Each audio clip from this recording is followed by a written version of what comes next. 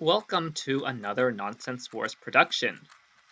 Today's video covers my GBC multi-stepper, named after the three different types of stepper incorporated into the design. The zigzag in the input area, the spiral stepper tower, and the row of single steps connecting them.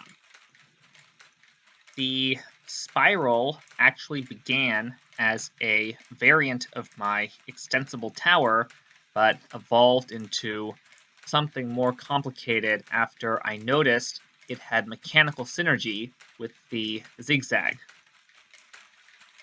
The zigzag itself started as a standalone gadget with 4 steps stepping a ball around a 4x4 space.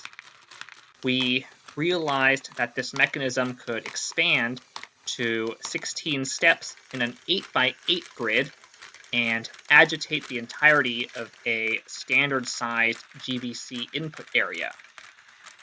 2 length lift arms activate the steps in a checkerboard pattern, and the steps rest on the camshafts when inactive.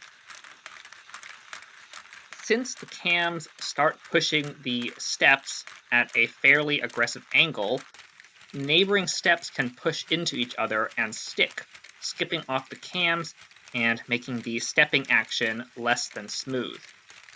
Building the steps out of rounds instead of bricks minimizes friction and mitigates sticking to an extent, but you can still see and hear it on close inspection.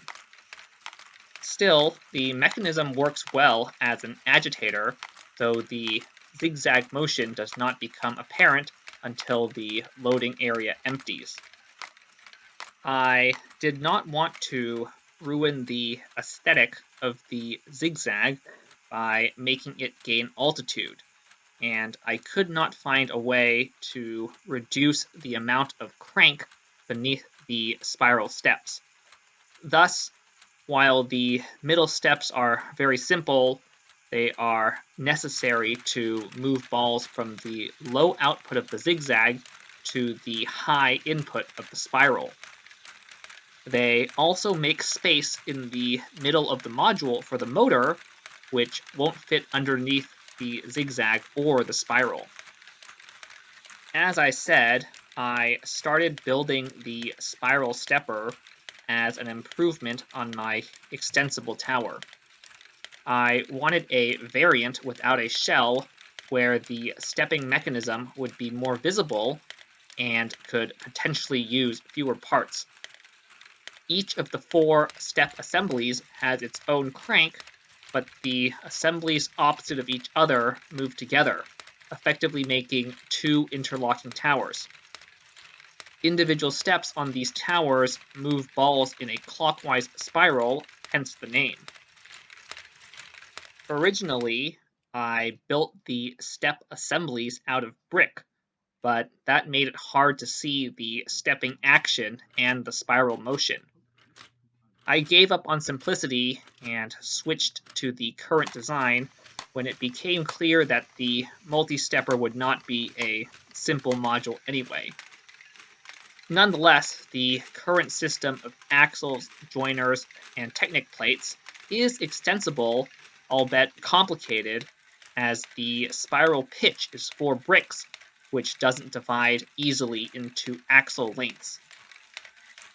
I joined the zigzag with the spiral because both components require the same basic drivetrain, 4 parallel axles geared together.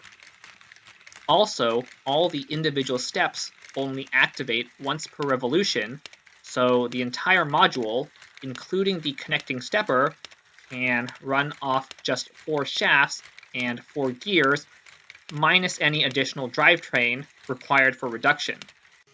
I thought this was really cool.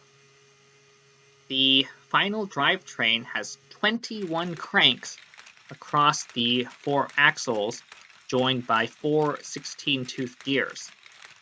It is actually quite fiddly trying to assemble everything while keeping the axles in phase.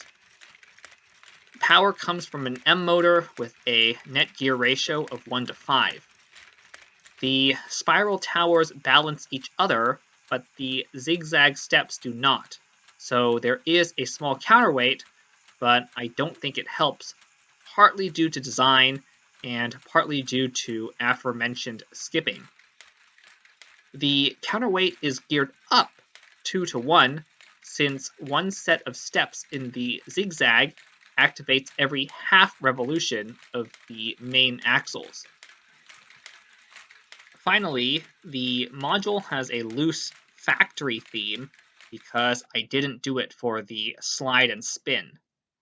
The spiral towers activate the smoke clouds at the top of their travel, but I may not keep them because they are held in by gravity and are also quite fragile.